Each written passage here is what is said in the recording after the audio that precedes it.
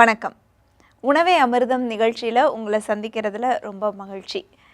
நிறைய பேருக்கு என்ன உணவை எப்படி சாப்பிட்றது, என்ன அளவில் சாப்பிட்றது, எந்த நேரத்தில் சாப்பிட்றது அப்படிங்கிறதுல மிகப்பெரிய குழப்பம் இருக்கும். நிஜமாக சொல்லப்போனால் அப்படி ஒரு விஷயம் இருக்கிறதே தெரியாமல் தான் நம்ம சாப்பிட்டுக்கிட்டே இருக்கோம். இந்த வாரம் அதுக்கான விளக்கம்தான். இந்த வாரம் முழுக்கவே அது பற்றி தான் நிறைய விஷயங்களை டாக்டர் செல்வ சண்முகம் அவர்கள் நம்ம கூட பகிர்ந்துக்க போகிறாங்க. அதுக்கேற்ற உணவுகளையும் நமக்கு பரிந்துரைக்க போகிறாங்க. வாங்க நிகழ்ச்சிக்கு போகலாம். வணக்கம் டாக்டர். வணக்கம். நான் சொன்ன மாதிரி என்னத்தை எப்படி சாப்பிட்றது, என்ன மாதிரி முறையில் இதை எடுத்துக்கணும் அப்படின்னே தெரியாமல் தான் நம்ம சாப்பிட்டுக்கிட்டு இருக்கோம் அன்றாட வாழ்க்கையில். இதில் எவ்வளோ பெரிய தப்பு இருக்குன்னு கூட நமக்கு நிஜமாவே தெரியாது, அப்படியே சாப்பிட்டுக்கிட்டு இருக்கோம். இந்த டாபிக் எடுக்க வேண்டிய தேவை எவ்வளவு இருந்துச்சு டாக்டர்? இல்லை, இப்போது நமக்கு சாதாரண அடிப்படை விஷயங்களே நம்ம மக்களுக்கு சொல்லிக் கொடுக்க வேண்டிய நிலைமையில் இருக்கிறோம். இதே டாப்பிக்கை இப்போ நம்ம இன்றைக்கி பேச போகிற விஷயத்தே ஒரு 1970 பேசணும் அப்படின்னாச்சுன்னா அது எடுபடாதுன்னா என்ன தெரிஞ்ச அரைச்சமாவை அரைச்சிட்ருக்கீங்க, தெரிஞ்ச விஷயத்தை பேசிகிட்டு இருக்கிறீங்க, வேறு ஏதாவது புதுசாக சொல்லுங்கன்னு சொல்லிடுவாங்க. ஆனால் 1970 ஒவ்வொரு வீட்லேயும் தெரிஞ்சு வச்சுருந்த விஷயம், ஒவ்வொரு வீட்லேயும் ஒவ்வொரு பொருளையும் எப்படி பயன்படுத்தணும் அப்படின்னு தெரிஞ்சு வச்சுருந்த விஷயம் இன்றைக்கி உள்ள இளைஞர்கள்ட்ட என்ன ஒரு 60 வயசு 70 வயசான பெண்கள்கிட்ட கூட தெரியாது இருக்குது. அதனால் என்ன பிரச்சனை அப்படின்னாச்சுன்னா ஊட்டச்சத்து முழுமையாக உடம்புல கிடைக்காத ஒரு நிலை ஏற்படுது. ஒரு பொருளை அதன் முறைப்படி பக்குவப்படுத்தி அப்படி சாப்பிட்டால்தான் அதனுடைய பலன்கள் கிடைக்கும். உதாரணத்துக்கு எடுத்துட்டோம்னா இப்போ மாதுளம் பழம் எடுத்துட்டோம்னா அந்த மாதுளம் பழத்தை ஒருத்தர் முழுமையாக சாப்பிடணும். அதை பாதியாக வெட்டி ஒருத்தர் பாதி இன்னொரு பாதின்னு சாப்பிடக்கூடாது. அந்த ஒரு பழம் அப்படின்னு முழுமையாக நம்ம எடுத்தோம்னா அதில் உள்ள முத்துக்கள் மொத்தமாக சேர்ந்து ஒரே நேரத்தில் உடம்புக்குள்ளே போச்சுன்னா அப்படின்னா தான் முழுமையான ஒரு பலன் கிடைக்கும். அல்லது முழுமையாக ஒரே பழத்தை எடுத்து அப்படியே சாறு எடுத்து அந்த சாறை குடிக்கலாம். அப்படின்னா தான் அந்த சத்துக்கள் முழுமையாக கிடைக்கும். உதாரணத்துக்கு ஒன்று, அதே மாதிரி இஞ்சிக்கு புறநஞ்சு, தோலை நீக்கிட்டு தான் இஞ்சியை பயன்படுத்தணும். அதே மாதிரி இஞ்சியை தோல் நீக்கிட்டு அரைச்சி சாராக பயன்படுத்தும் போது சாரை கொஞ்சம் நேரம் வச்சுருந்தோம்னா கீழே மாவு மாதிரி படியும், மேலே உள்ள தெளிவு மாத்திரம் எடுத்து பயன்படுத்தணும். அதே மாதிரியான ஒரு 5 விஷயங்களை எப்படி பயன்படுத்தணும், எப்படி பயன்படுத்தக்கூடாது அப்படின்னு சொல்கிறத வச்சு ஒரு அமிர்தமாக அதை வச்சு ஒரு உணவையும் நம்ம செஞ்சு காட்ட போகிறோம். அந்த வகையில் இப்போ இன்னைக்கு என்ன பொருளை எப்படி பயன்படுத்தணும்னு சொல்ல போகிறீங்க டாக்டர்? இன்னைக்கு முருங்கைக்கீரை எல்லாத்துக்கும் தெரிஞ்ச விஷயம்தான். அந்த முருங்கைக்கீரையை குறிப்பிட்ட உஷ்ணத்துக்கு மேலே சூடுபடுத்தக்கூடாது. குறிப்பிட்ட அளவுக்கு மேலே சூடுபடுத்தினாச்சுன்னா அதனுடைய வேதிப்பொருட்கள் மாறி நஞ்சு தன்மையை மாறிடும். அதுதான் சித்தர்கள் வழியில் நம்ம முன்னோர்கள்லாம் என்ன சொன்னாங்க, பழமொழி வழியில் சொல்லி வச்சுருந்தாங்க. வெந்து கெட்டது முருங்கை, வேகாமல் கெட்டது அகத்தி. இப்போது ரெண்டு கீரை தானே, அதை போட்டு அதில் போட்டு கொஞ்சம் உப்பு போட்டு மிளகாய் போட்டு கொதிக்க வச்சு இறக்கி கொடுத்துரு, அப்படி செய்யக்கூடாது. வெந்து கெட்டது முருங்கை அப்படின்னாச்சுன்னா முருங்கையை குறிப்பிட்ட உஷ்ணத்துக்கு மேலே அதை அது காட்டக்கூடாது. அதுக்கு மேலே அதனுடைய சூடு கூடு போச்சு அப்படின்னாச்சுன்னா அதனுடைய அடிப்படை உயிர் சத்துக்கள்லாம் காணாமல் போயிடும். அதாவது முருங்கைக்கீரையில் நமக்கெல்லாம் நல்லா தெரியும், பாலில் இருக்கிறத விட 7 மடங்கு அளவுக்கு கால்சியம் இருக்குது முருங்கைக்கீரையில். கேரட்டில் இருக்கிறத விட 5-6 மடங்கு அளவிற்கு வைட்டமின் ஏ சத்துக்கள் இருக்குது. இரும்பு சத்து எடுத்தாலும் சரி, பல பேரிச்சம்பழத்தை விடவும் பல அதிகமான அளவுக்கு சத்து அதில் இருக்குது. அப்போது அந்த முருங்கைக்கீரை அப்படிங்கிறது ரொம்ப முக்கியமான ஒரு பொருள், நம்ம வீட்டில் எல்லாரும் பயன்படுத்தக்கூடிய ஒரு முக்கியமான பொருள். அது எப்படி வேணாலும் சாப்பிட்லாம் அப்படின்னு சொல்லக்கூடாது. பச்சையாக சாப்பிடும்போது, சாறு எடுத்து சாப்பிடும்போது அது வேறு விஷயம். ஆனால் வேக வச்சு சாப்பிடும்போது அதை அப்படியே கருக்கி தீயலாக்கி அதை ஒன்றுமே உயிரே இல்லாமல் கொடுப்பாங்க. அந்த மாதிரி கொடுத்தாச்சுன்னா இந்த சத்துக்கள் எல்லாம் கிடைக்காது. இப்போது ஆய்வு என்ன சொல்லுது அப்படின்னாச்சுன்னா 140 டிகிரிக்கு மேலே அந்த முருங்கையை சூடுபடுத்தினாச்சுன்னா அதனுடைய அடிப்படை கூறுகள்லாம் போயிடும் அப்படிங்கிற கருத்தை இக்கால விஞ்ஞானம் சொல்லுது. நம்ம பழமொழி என்ன சொல்லுதுன்னா வெந்து கெட்டது முருங்கைன்னு சொல்லுது. ஸோ இந்த முருங்கையை லேசாக சூடுபடுத்தி அந்த லேசான சூட்லேயே வச்சிருந்து அது பக்குவமான உடனே நம்ம பயன்படுத்தலாம். அதாவது கிட்டத்தட்ட சிம்லையே வச்சு சமைக்கணும். சிம்ல வச்சு சமைக்கலாம். அது ஆனால் முழுமையாக அது வெந்து முடிகிற வரைக்கும் அதே வெப்பத்தில் வச்சு நம்ம அந்த குறிப்பிட்ட நேரம் வேக வச்சு எடுத்து சாப்பிடலாம். பக்குவமாற வரைக்கும் இப்போ அதை சூடுபடுத்தி இறக்கிற வேண்டியதான். இன்றைக்கி அப்போது முருங்கைக்கீரையை வச்சு என்ன செய்ய போகிறோம் டாக்டர்? முருங்கைக்கீரை, சின்ன வெங்காயம் ரெண்டும் சேர்த்து போட்டு ஒரு பொரியல் மாதிரி பண்ணிட போகிறோம். இந்த பொரியல் மாதிரி பண்ணோன்னா அந்த வெங்காயத்தில் உள்ள சத்துக்களும் முருங்கையில் உள்ள சத்துக்களும் சேர்ந்து உடம்பை பலப்படுத்துறதுக்கு உதவியாக இருக்கும். நிச்சயமா இதை நான் செஞ்சு பார்த்துட்டு சுவைச்சும் பார்த்துட்டு வந்து சொல்கிறேன் டாக்டர். நிச்சயமா. முருங்கைக்கீரை பொரியல் எப்படி செய்யறது அப்படிங்கிறத இப்போ பார்க்கலாம். முருங்கைக்கீரை பொரியல் செய்ய தேவையான பொருட்கள் என்ன அப்படிங்கிறத இப்போ பார்க்கலாம். முருங்கைக்கீரை சுத்தம் செஞ்சு வச்சுருக்கேன், தேங்காய் துருவி வச்சது, கருப்பு உளுந்து, மிளகு, கருவேப்பிலை, எண்ணெய், சீரகம், சின்ன வெங்காயம். இப்போ முருங்கைக்கீரை பொரியல் எப்படி செய்கிறது அப்படின்னு பார்க்கலாம். நான் வானலில் கொஞ்சம் எண்ணெய் ஊற்றிக்கிறேன்.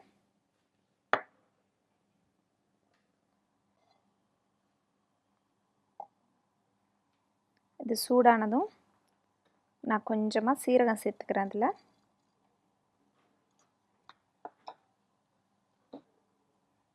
சீரகம் பொரிய ஆரம்பித்ததும் அதிலேயே நான் கருப்பு உளுந்து சேர்த்துக்கிறேன்.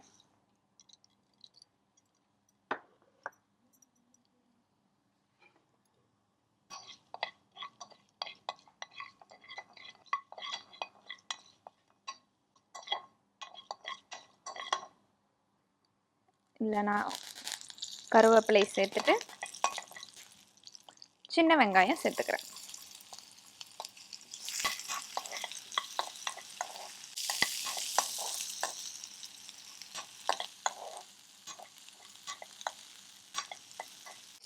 நான் இந்த நேரத்தில் உப்பு சேர்த்துக்கிறேன்.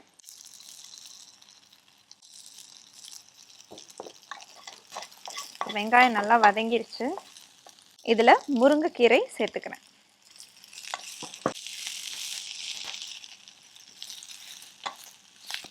நமக்கு ஏற்கனவே டாக்டர் சொல்லியிருக்காங்க, முருங்கைக்கீரையை வந்து அதிக வெப்பத்தில் வந்து வேக வைக்கக்கூடாது, சிம்மிலேயே தான் வேக வைக்கணும் அப்படின்னு சொல்லியிருக்காரு. அதே மாதிரி ரொம்ப குறைஞ்ச நேரத்திலேயே, நம்ம பொதுவாக முருங்கைக்கீரை வேகிறதுக்கு நேரமாகும்னு நினச்சிட்டு நிறைய தண்ணியை ஊற்றி வேக வச்சுருவோம். அப்படி செய்ய தேவையில்லைன்னு சொல்லியிருக்காரு.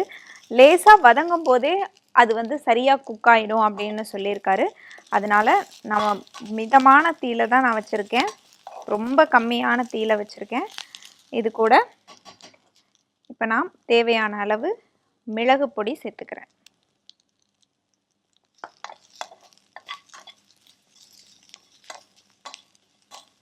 இப்போ இதுக்கு லேசாக நான் தண்ணி தெளிச்சுக்கிறேன்.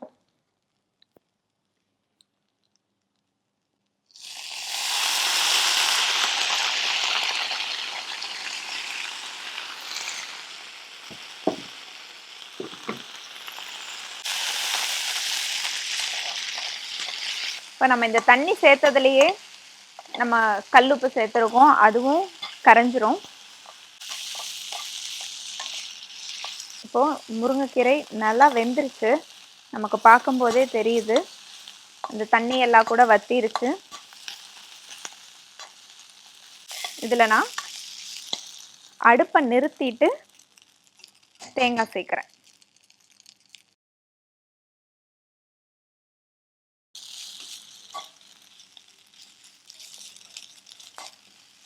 தேங்காய் உடம்புக்கு ரொம்பவே நல்லது. நம்ம பொதுவாகவே தேங்காய் கொழுப்பு அப்படி இப்படின்னெல்லாம் வந்து சொல்கிறாங்க. அது எல்லாமே மித்து தான், அது உண்மை கிடையாது. தேங்காயை அடுப்பை அணைச்சிட்டு தான் எப்பயுமே போடணும். இப்போது முருங்கைக்கீரை பொரியல் தயாராகிடுச்சு. முருங்கைக்கீரையோட அந்த வெங்காயம், மிளகு எல்லாம் சேர்ந்து ஒரு நல்ல அரோமா கிடைக்குது. இது எப்படி இருக்குது அப்படிங்கிறத நான் சுவைச்சு பார்த்து சொல்கிறேன்.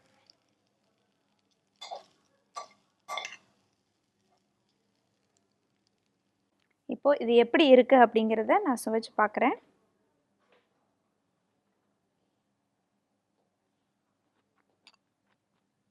ரொம்ப ரொம்ப நல்லா இருக்குது. நிறைய நம்ம வெங்காயம் சேர்த்துருக்கோம், அதோட தேங்காயும் கிட்டத்தட்ட பாதிக்கு பாதி அளவு சேர்த்துருக்கோம். அதனால் ஒரு நல்ல சுவை இருக்குது, சாப்பிடவே அவ்வளோ எம்மியாக இருக்குது. பொதுவாக நம்ம முருங்கைக்கீரை பொரியல் வீட்டில் செய்வோம், ஆனால் நிறைய தண்ணியை ஊற்றி வேக வச்சு அந்த மாதிரி செஞ்சுருவோம். அதே மாதிரி சீரகம் மிளகு போட்டு நம்ம செய்ய மாட்டோம், மிளகாய் அந்த மாதிரி சேர்த்துருவோம். ஆனால் இதில் அந்த சீரகம் போட்டது, மிளகு, கருவேப்பிலை, இது எல்லாம் சின்ன வெங்காயம் முழுக்க முழுக்க அது எல்லாம் சேர்ந்து நல்ல சுவை இருக்குது. அந்த மிதமான தீயில வெந்ததுனால இதுதான் உண்மையான சுவையா அப்படிங்கிற அளவுக்கு ஒரு வித்தியாசமான சுவையோடு இருக்குது. நீங்கள் கண்டிப்பாக இதே முறையில் வீட்டில் செஞ்சு பார்த்துட்டு எங்களுக்கு எப்படி இருந்துச்சு அப்படிங்கிறத எழுதி அனுப்புங்க. இந்த பகுதியில் நம்ம நேயர்களுடைய கேள்விகளுக்கு டாக்டர் விடையளிக்க போகிறாரு. இன்றைக்கி யார் கேள்வி கேட்டிருக்காங்க, அதுக்கான பதில்கள் என்னன்னு கேட்டு தெரிஞ்சுக்கலாம். டாக்டர் சுந்தர் அப்படிங்கிறவர் எழுதி அனுப்பியிருக்காரு. அவருக்கு 22 வயசு தான் ஆகுது. ஆனால் கை காலெல்லாம் வயசானவங்களுக்கு மாதிரி ஒரு நடுக்கம் இருக்குது. அதாவது நரம்பு தளர்ச்சி மாதிரியான பிரச்சனை இருக்குது. இதைய சரி செய்ய முடியுமா? எனக்கு எதுக்காக இந்த பிரச்சனை இருக்குதுன்னு கேட்டிருக்காரு. நரம்பை பலப்படுத்தக்கூடிய உணவுகள்னு நிறைய இருக்குது.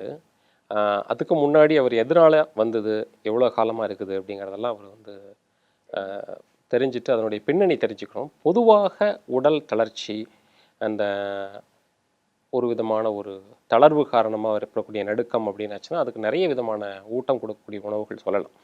அதில் முக்கியமானது அப்படின்னாச்சுன்னா கீரைகள் தான். இன்றைக்கி நம்ம செஞ்சு காமிச்ச முருங்கைக்கீரை பொரியல் கூட அவங்க சாப்பிட்லாம். அதே மாதிரி கரிசலாங்கண்ணி கீரை, பொன்னாங்கண்ணி, இந்த மாதிரியான கீரைகளை நெய் சேர்த்து மிளகு சேர்த்து பயன்படுத்தணும். இந்த கீரையை சாப்பிட்டதுனா எப்படி வேணாலும் சாப்பிட்லாம் அப்படிங்கிற மாதிரி கூடாது. அதில் முறைப்படி உடம்புக்கு ஊட்டம் கொடுக்கணும் அப்படின்னாச்சுன்னா நெய்யோ நல்லெண்ணெய்யோ கல்லுப்பு மிளகு சேர்த்து தான் நம்ம வந்து பயன்படுத்தணும். அந்த மாதிரி கீரைகள் பயன்படுத்தலாம். அதே மாதிரி பழங்கள், போதுமான நரம்பு தளர்ச்சியை நீக்கக்கூடிய பழங்கள் அப்படின்னாச்சுன்னா பேரிச்சம்பழம், அத்திப்பழம், கொய்யாப்பழம், இந்த மாதிரியான பழங்கள் உதவியாக இருக்கும். அதே மாதிரி பாதாம் பருப்பு தண்ணியில் ஊற வச்சு காலையில் மென்று சாப்பிடலாம். நாட்டு மருந்து கடைகள்லையும் சித்த மருந்து கடைகள்லையும், அதாவது ப்ரிப்பேர்டு மெடிசன் கிடைக்கக்கூடிய கடைகளில் கூட அமுக்கரா சூரணம்னு கிடைக்கும். நம்ம நிகழ்ச்சியில் கூட அமுக்கராவை வச்சு நிறைய உணவுகள் தயாரித்து கொடுத்துருக்கோம். இந்த அமுக்கரா சூரணம் அப்படின்னுங்கிற பொடியை அரை தேக்கரண்டி அளவுக்கு தேனில் கலந்து அல்லது பசு நெய்யோடு கலந்து சாப்பிட்டாங்க அப்படின்னாச்சுன்னா இந்த நரம்பு நடுக்கங்கள் முழுமையாக நீங்கும். இது எல்லாத்துக்குமே வந்து அறிவியல் பின்னணி இருக்குது. இந்த அமுக்கரா அல்லது அஸ்வகந்தா அப்படின்னு சொல்லக்கூடிய அந்த பொடி எந்த அளவிற்கு நரம்புகளை பலப்படுத்தக்கூடிய, உடலுக்கு ஊட்டமளிக்கக்கூடியதாக இருக்குதுன்னு சொல்லிட்டு பல்வேறு ஆய்வுகள் சொல்லியிருக்குது. அந்த ஆய்வு அடிப்படையில் இது எந்த விதமான பக்க விளைவுகளும் கிடையாது. அவங்க உணவு மாதிரியே இதை எடுத்துக்கலாம். அது நரம்பு தளர்ச்சி நீக்கிறதுக்கு உதவியாக இருக்கும் அவங்களுக்கு. நிச்சயமா டாக்டர். அடுத்ததாக சண்முகம் அப்படிங்கிறவர் கேட்டிருக்காரு. அவருக்கு வந்து தூங்குறதுக்கான சரியான முறையை சொல்லணும் அப்படின்னு கேட்டிருக்காங்க. அதாவது நான் எனக்கு எப்படியெல்லாம் வசதியோ அந்த மாதிரியெல்லாம் தூங்கிடுறேன், இதுதான் ஒரு முறைப்படி அப்படிங்கிற மாதிரி எப்படி நான் தூங்கணும்னு கேட்டிருக்காரு. இதுக்கு மறுபடியும் நம்ம சித்தர்களை தான் போய் கேட்கணும். கேட்டாச்சுன்னா அவங்க தூங்கக்கூடிய முறை, எந்த திசையில் தலை வச்சு படுக்கணும், எப்படி படுக்கணும், எந்த மாதிரி படுத்தாச்சுன்னா உடல் உறுப்புகள் முழுமையாக ஓய்வெடுக்கும் அப்படிங்கிறதெல்லாம் சொல்கிறாங்க. அதில் மிகச்சிறந்த திசை, எந்த திசையில் தலை வச்சு படுக்கலாம் அப்படின்னாச்சுன்னா கிழக்கு திசையில் தலை வச்சு படுக்கலாம். அப்போ வந்து நம்மள புத்தி கூர்மை மேம்படும் அப்படின்னு சொல்கிறாங்க. மேற்கு திசையில் தலை வச்சு படித்தாங்க அப்படின்னாச்சுன்னா உடல் வளமாக இருக்கும் அப்படின்னு சொல்கிறாங்க. அதே மாதிரி வடக்கு திசை மட்டும் அவங்க வந்து வேண்டான்னு சொல்லியிருக்காங்க. சிறந்த திசை அப்படிங்கிறது வந்து கிழக்கு திசை, கிழக்கு பக்கமாக தலையை வச்சு படுக்கிறது தான் மிகச் சிறந்தது அப்படின்னு சித்தர்கள் சொல்லியிருக்காங்க. அவர் கேட்ட கேள்விக்கு முதல் பதில். எப்படி தூங்கணும் அப்படின்னாச்சுன்னா இடது பக்கமாக சாய்ந்து தான் தூங்கணும். சிலர் வலது பக்கமாக படுப்பாங்க, நிமிர்ந்து படுப்பாங்க, குப்புற படுப்பாங்க. இந்த மாதிரியெல்லாம் இல்லாமல் இடது பக்கமாக சாய்ந்து படுத்தல்.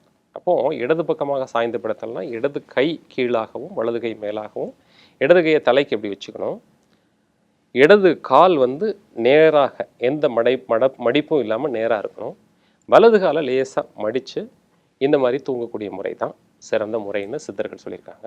இப்படி தூங்கும்போது உடல் உள் உறுப்புகள்லாம் முழுமையாக ஓய்வெடுக்கும். இதுக்கு பின்னணியில் நிறைய அறிவியல் பூர்வமான கருத்துக்கள் இருந்தாலும் ஒரே ஒரு கருத்து சொல்லலாம்.